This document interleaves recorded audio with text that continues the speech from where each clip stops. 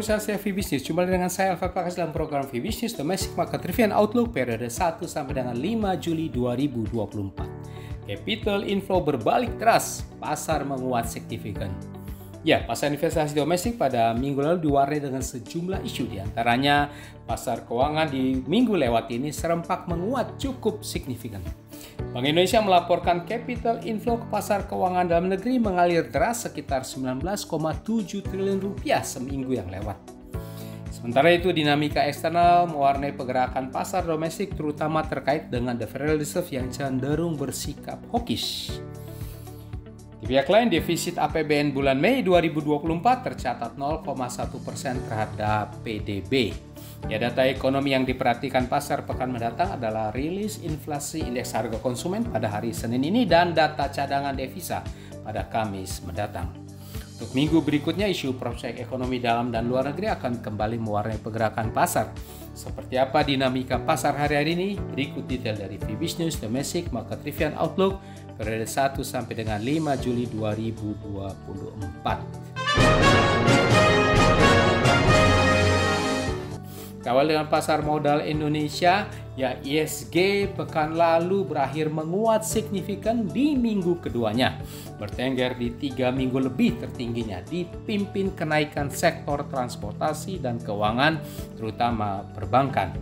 Sementara itu, bursa kawasan Asia umumnya mix bias menguat. Secara mingguan, ISG ditutup menguat 2,67%, signifikan ke level 7.063,577. Untuk minggu berikutnya, ISG kemungkinan akan diincar profit taking pendek setelah rally 2 minggu.